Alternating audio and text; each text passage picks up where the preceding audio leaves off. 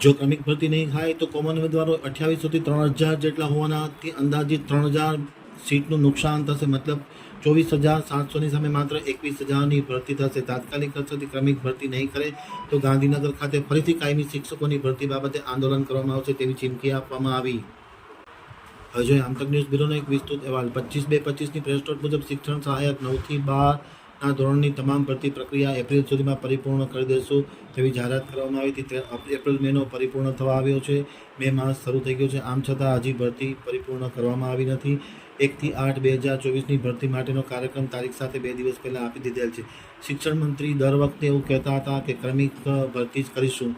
અહીંયા તો ધોરણ 9થી લઈને ધોરણ 12 સુધીની અધૂરી ભરતીની પ્રોસેસ પહેલાં જ ધોરણ 1થી ધોરણ 8ની ભરતીમાં જિલ્લા પસંદગી માટેનું શેડ્યુલ આપવામાં આવ્યું છે.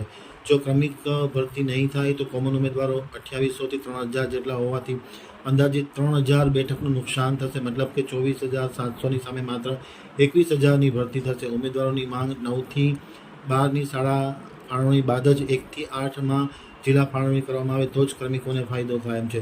જો વિભાગ ક્રમિક ભરતી નહીં કરે તો ગાંધીનગર ખાતે ફરીથી કાયમી શિક્ષકોની ભરતી બાબતે આંદોલન કરવામાં આવશે તેવી જાહેરાત કરવામાં આવી છે.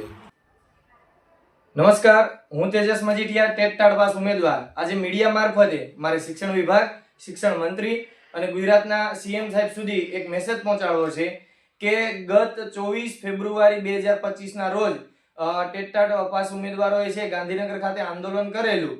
એના ભાગરૂપે 25/2/2025ના રોજ વિભાગ દ્વારા, શિક્ષણ વિભાગ દ્વારા એક પ્રેસ નોટ બહાર પાડવામાં આવી હતી. એ પ્રેસ નોટમાં લખેલો ઉલ્લેખ કરેલો હતો, ધોરણ 9 થી 12 માટેની જે પ્રેસ નોટ હતી એ પ્રેસ નોટમાં ઉલ્લેખ કરેલો હતો કે આ 25 તારીખની પ્રેસ નોટ હતી.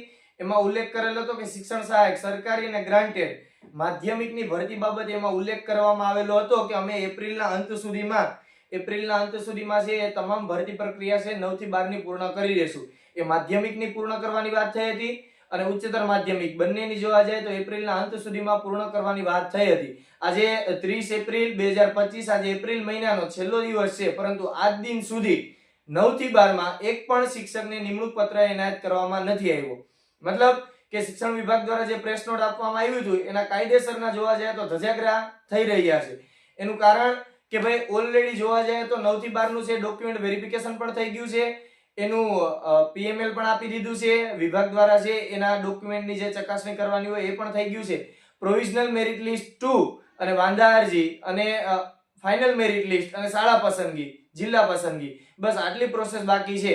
મતલબ કે એપ્રિલના અંત સુધીમાં જે પૂરી કરવાની વાત હતી એમાંથી 50% કામ છે સંપૂર્ણ રીતે પૂર્ણ થઈ ગયું છે. માત્ર ને માત્ર 50% જેટલું કામ બાકી હોય છે. તો અમે શિક્ષણ વિભાગને એવી વિનંતી કરીએ છીએ કે આવનારી 15 મે સુધીમાં તમે 9 થી 12ની છે ભરતી પ્રક્રિયા પૂર્ણ કરી અને 9 થી 12ના જે કોઈ ઉમેદવારો છે એમને શાળા પસંદગી આપી દો. તો એ ઉમેદવાર જો 9 થી 12માં પોતાનું સિક્યોરિટી મુજબ જોશે, પોતાની શાળા પસંદગી કરી લેશે, તો એ ઉમેદવાર છે 1 થી 8ની જ્યારે જિલ્લા પસંદગી થશે ત્યારે કોમન ઉમેદવાર છે એ રિપીટ નહીં થાય. તો અમે આશા રાખીએ છીએ શિક્ષણ વિભાગમાં 9 થી 12ની જે ભરતી પ્રક્રિયા એપ્રિલમાં પૂર્ણ કરવાની વાત હતી એ પૂર્ણ આજે નથી થતી. છતાં પણ અમે એક રિક્વેસ્ટ કરીએ છીએ ઉમેદવારો વતી કે 15 મે સુધીમાં તમે જો પૂર્ણ કરી દો છો તો એ જ ઉમેદવાર છે કોમન ઉમેદવાર રિપીટ નહીં થાય. એટલે જોવા જાય અને બીજી તરફ જોવા જાય તો વિદ્યા સહાયક દ્વારા જે 1 થી 8ની અંદર ભરતી પ્રક્રિયા થવાની છે એમનું આખું છે શેડ્યુલ પ્રસિદ્ધ કરવામાં આવી દીધું છે, સંભવિત ભરતી કાર્યક્રમ. તો આની અંદર ચોખ્ખો ઉલ્લેખ છે કે ભાઈ દિવ્યાંગ ઉમેદવારો છે, દિવ્યાંગ ઉમેદવારોની છે ફાઇનલ મેરિટ લિસ્ટ 5 આવી જશે, જિલ્લા પસંદ. નમસ્કાર, હું શકુંતલા રાઠવા, ટાટ પાસ ઉમેદવાર. હું આજે આ વિડીયોના માધ્યમ થકી માનનીય મુખ્યમંત્રી સાહેબ તેમજ માનનીય શિક્ષણ મંત્રી સાહેબ તેમજ શિક્ષણ વિભાગ સાથે જોડાયેલા તમામ અધિકારીઓને મારી રજૂઆત પહોંચાડવા માંગુ છું કે ગત 25/2/2025ના રોજ એક પ્રેસ નોટ બહાર પાડવામાં આવેલી હતી શિક્ષણ વિભાગ દ્વારા, જેની અંદર ઉલ્લેખ કરવામાં આવ્યો હતો કે ધોરણ 9 થી 12 શિક્ષણ સહાયકને અમે 30 એપ્રિલ 2025 સુધીમાં તમામ ભરતી પ્રક્રિયા પૂર્ણ કરી દઈશું, તમામને નિમણૂક પત્ર આપી દઈશું. પરંતુ આજે 30 એપ્રિલ 2025 થઈ, પરંતુ એક પણ શિક્ષણ સહાયકને નિમણૂક પત્ર આપેલ નથી. તો એ જે પ્રેસ નોટ હતી એનો ક્યાંય અમલ થયો નથી અને એ પ્રેસ નોટ આજે ખોટી પડી છે. અને હજુ 9થી 12ની માત્ર ડોક્યુમેન્ટ વેરિફિકેશન જ થયું છે અને 9થી 12ની ભરતી પ્રક્રિયા અધૂરી છે. ત્યાં તો ધોરણ 1થી 8 વિદ્યા સહાયક માટે એક પ્રેસ નોટ આપવામાં આવી છે, જેની અંદર ક્યારે કોનું 1થી 5 અને 6થી 8 અન્ય માધ્યમ તેમજ દિવ્યાંગ ઉમેદવારો છે એની જિલ્લા પસંદગીની તારીખો આપવામાં આવી છે.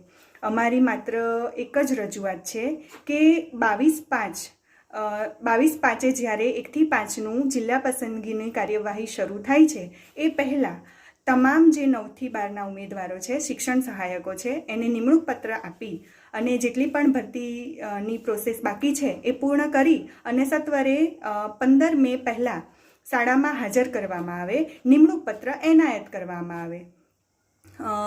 એનું કારણ કે જો એમ નહીં કરવામાં આવે તો જે ઉમેદવારો છે એ કોમન રિપીટ થશે.